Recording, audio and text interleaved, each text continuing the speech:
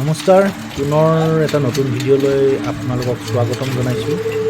যিহেতু যোৱা ভিডিঅ'ত মই দেখাইছিলোঁ গুৱাহাটীৰ পৰা কেনেকৈ গৈ প্ৰয়াগৰাজ পালোঁ, প্ৰয়াগৰাজত কেনেকৈ থাকিলোঁ তাকে দেখাইছিলোঁ।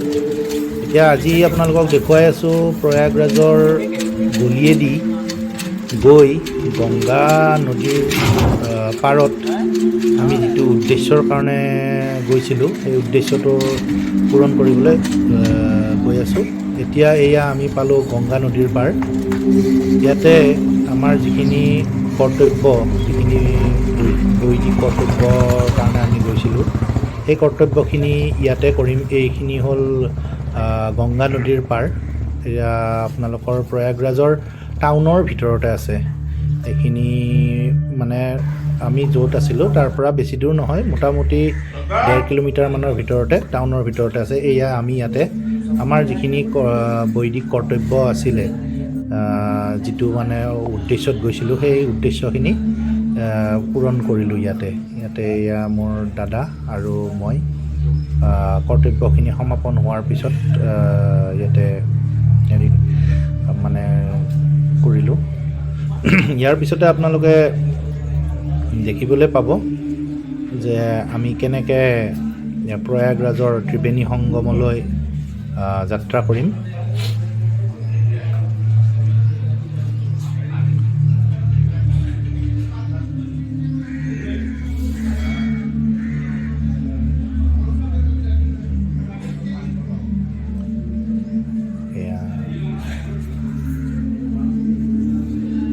এয়া আমাৰ কাৰ্য সমাপন হ'ল। এতিয়া আমি মানে গাড়ীৰে আকৌ পুনৰ যাত্ৰা কৰিছোঁ ত্ৰিবেণী সংগমলৈ বুলি। যিটো জেগাত আমি বৈদিক কৰ্মখিনি সমাপন কৰিলোঁ তাৰ পৰা ত্ৰিবেণী সংগমলৈ মোটামুটি 2 কিলোমিটাৰমান জেগা হ'ব। এয়া এখন অভাৰব্ৰিজৰ কাষেদি এতিয়া আমি ত্ৰিবেণী সংগম য'ত হৈছে গংগা, যমুনা, সৰস্বতী নদীৰ য'ত মিলিত হৈছে তালৈকে গৈ আছোঁ।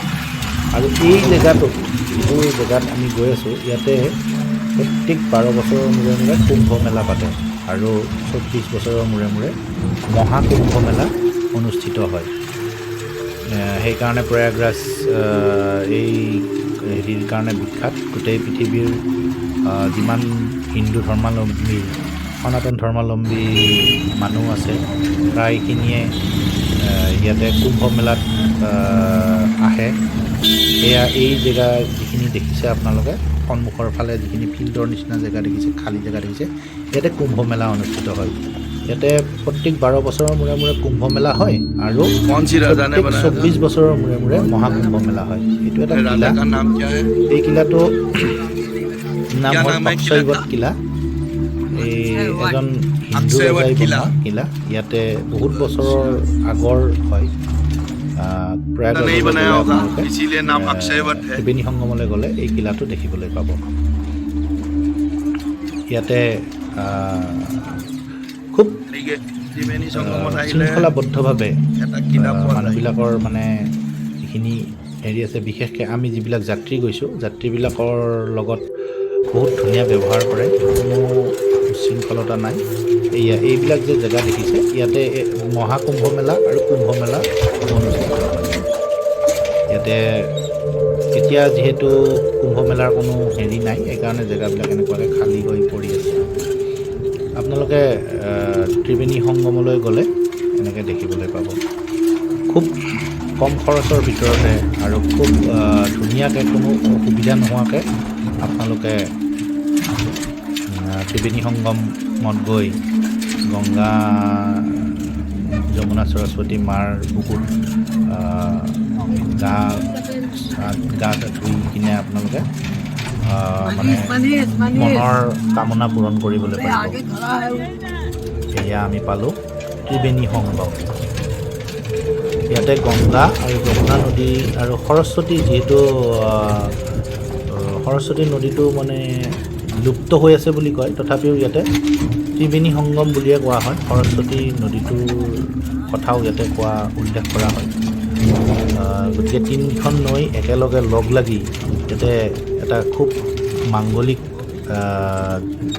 জেগাৰ মানে সৃষ্টি কৰিছে। এই ত্ৰিবেণী সংগমত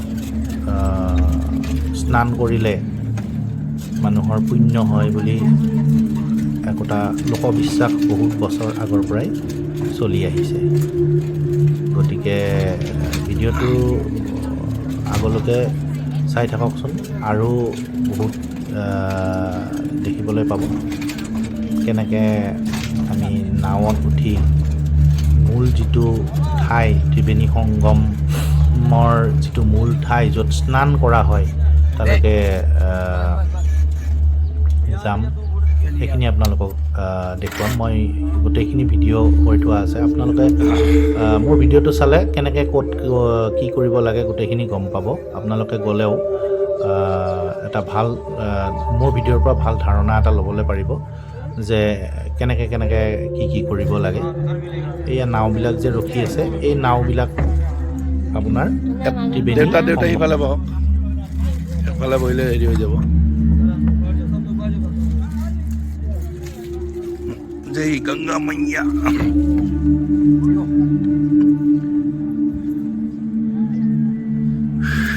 इस तरफ फेस करो, इस तरफ फेस कर। हाँ मुंह पे पूरा पूरा पूरा पूरा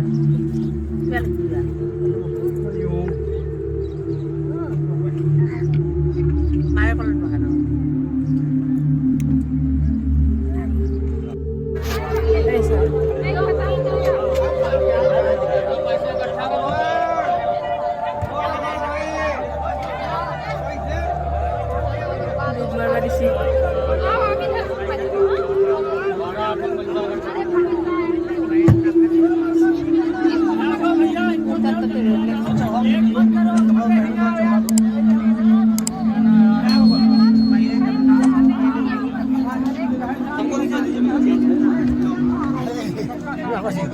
हमको बना दो जी। एक जगह कहीं नाव लगेगा इधर देखो काका।